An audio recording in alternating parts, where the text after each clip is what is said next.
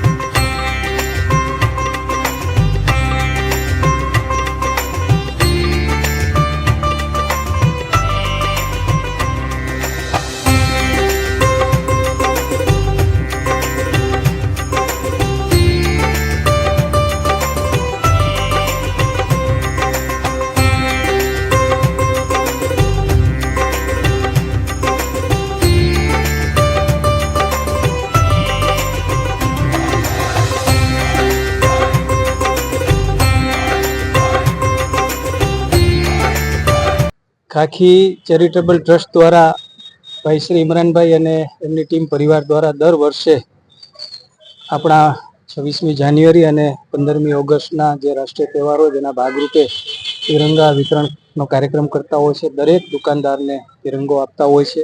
હું એમને ખૂબ ખૂબ બિરદાવું છું, અભિનંદન આપું છું। અને સાથે સાથે જે પ્રમાણે આપણા ભાઈ શ્રી પત્રકાર ઝહીરભાઈ એમની ટીમ દ્વારા પણ આજે ભીડની જ એક શાળાની અંદર પણ વિદ્યાર્થીઓને તિરંગો સૌને આપવામાં આવ્યો હતો।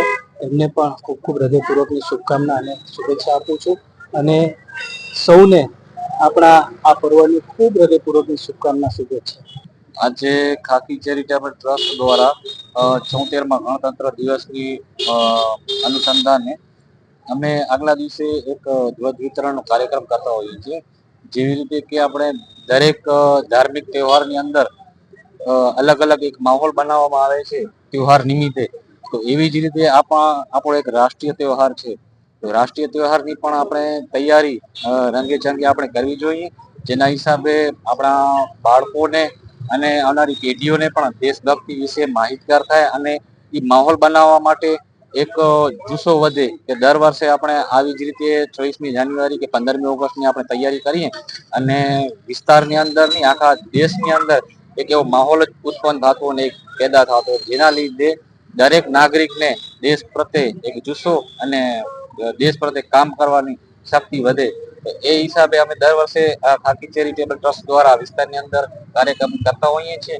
આજે આ કાર્યક્રમની અંદર અમારા વિસ્તારના દરેક વેપારી ભાઈઓ અને અમારા વોર્ડના કાઉન્સિલરો જેવી કે ધીરેનભાઈ છે, અનિલભાઈ છે, પછી કાસમભાઈ કુંભાર, વોર્ડ નંબર 3ના કિરણભાઈ, હજી અમારા પૂર્વ નગર સેવક અને મુસ્લિમ અગ્રણી અમારા એવા મુસ્તાકભાઈ હિંગોરજા, હજી ફકીર મામદભાઈ, એવી રીતે દરેક અમારા સાથી મિત્રો અહીંયા હાજર હોય છે અને અમને સાથ સહકાર આપતા હોય છે। એવી જ રીતે અમારા જે સમાજની અંદર છે પ્રેસિડન્ટ, વાઇસ પ્રેસિડન્ટ, એ પણ અમારે અહીંયા ઉપસ્થિત છે। અસલમભાઈ ચૌહાણ છે કેબીએન વાળા, એ પણ અમારા વિસ્તારના છે, અમારા જોડે એ પણ હંમેશા ઊભા જ હોય છે કામમાં। તો એક કામ કરવાની ધગશ થાય છે અને એક માહોલ બને છે, જેના લીધે દરેક વ્યક્તિને અને વેપારીઓને પણ એનામાં ભાગ લેવા મજા આવે છે। અમે દર વર્ષે પોલીસ સ્ટાફના મિત્રોને, જવાનોને અમે આમંત્રણ કરતા હોઈએ છીએ એની અંદર।